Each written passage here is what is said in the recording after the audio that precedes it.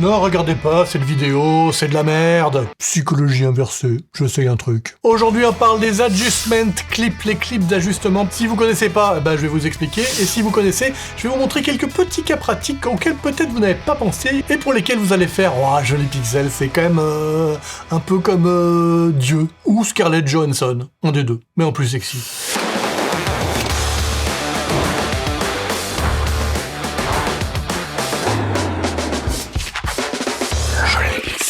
Bienvenue sur Joli Pixel, la chaîne de la post-production en général et de DaVinci Resolve en particulier. Les clips d'ajustement, qu'est-ce que c'est? On va voir ça maintenant. J'ai ici une petite timeline avec différentes petites choses et je vais rajouter un adjustment clip. Pour cela, je fais Shift barre espace. Alors ça, c'est la petite nouveauté qui est apparue il y a quelques mises à jour et qu'est-ce que c'est bien. Vous faites ADJ pour adjustment clip, boum, vous le choisissez et automatiquement vous avez rajouté un adjustment clip. Et vous pouvez ici le redimensionner et vous voyez que ça ne fait rien du tout.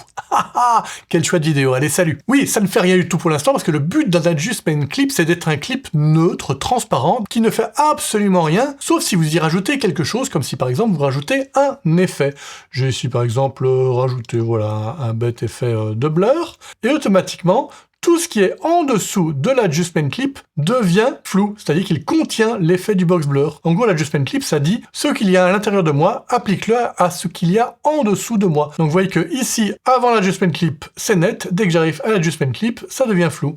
Et pareil, ici, tous les plans vont être flous jusqu'à la fin. Je sors du clip et ça y est, c'est de nouveau net. Voilà, ça c'est le principe de base. Maintenant, à quoi ça peut servir? Je vais vous parler de cas pratiques. Eh bien, voyons ça. Premier cas pratique, on peut faire un étalonnage d'une séquence d'un coup. Par exemple, imaginons que là, je veux faire que l'ensemble de ces trois clips ici, ce soit, je sais pas, par exemple, une séquence de rêve, et donc je donnais un étalonnage spécial. Je vais donc aller dans ma page Color, je m'assure bien d'avoir bien sélectionné ici mon adjustment clip. Effectivement, je suis sûr que c'est bien celui-là, puisque je vois en dessous de mon clip, adjustment clip est écrit. Et je vais aller faire, voilà, un petit effet un petit peu mystérieux. Ici, faire un effet bien mystérieux, là, dans les bleus. Je vais même rajouter une petite vignette bien forte.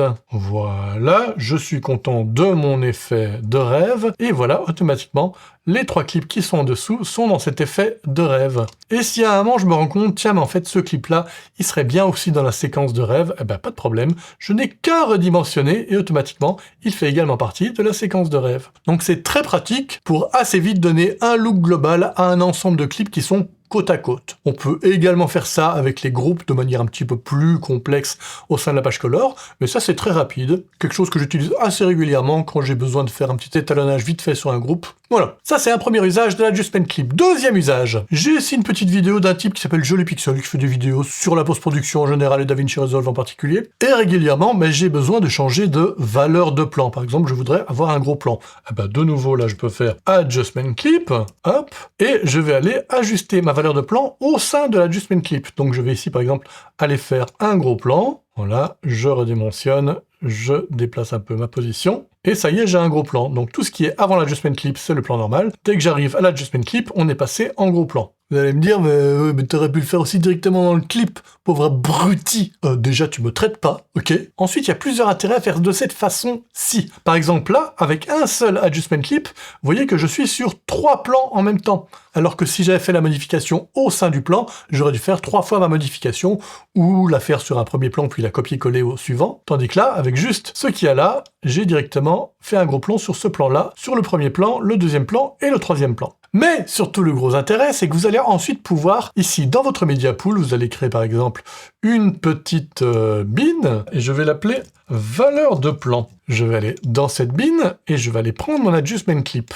Et ici, je vais aller le renommer, je vais l'appeler un gros plan. Et à partir de là, à tout moment quand j'aurai besoin d'un gros plan, je vais simplement aller prendre mon adjustment clip qui s'appelle gros plan, qui contient l'ajustement de gros plan, et automatiquement, vous voyez que j'ai un gros plan. Et en plus, c'est très facile de savoir à quoi sert cet adjustment clip, puisque cette fois-ci, le nom a bien été modifié, donc je vois que là, j'ai un gros plan. Et donc si je veux mettre un gros plan que sur le deuxième clip, ici, je vais le mettre bien au-dessus de mon deuxième clip, et c'est tout. Et boum, mon deuxième plan a un gros plan. Et à tout moment, ici, je vais pouvoir aller mettre un autre gros plan ici, et vous allez ainsi pouvoir créer une série de valeurs dans vos adjustment clips. Vous les mettez ensuite dans votre bin, et vous pourrez les appliquer. Vous pouvez comme ça vous créer une espèce de banque de valeurs de plans, et encore mieux, vous pouvez même créer un zoom. Ici, je me remets un petit adjustment clip. Et cette fois-ci, on va aller dans le Dynamic Zoom. Là, on va le mettre en mode Ease In, Ease Out. Et le Dynamic Zoom, si ici vous ouvrez le menu déroulant et que vous choisissez Dynamic Zoom, vous voyez la valeur de plan finale. Ici, je vais bien prendre un gros plan. Je vérifie que ça fait bien ce que je veux. Ah non, là, c'est l'inverse de ce que je veux. Je voudrais que ça zoome petit à petit plutôt que dézoomer.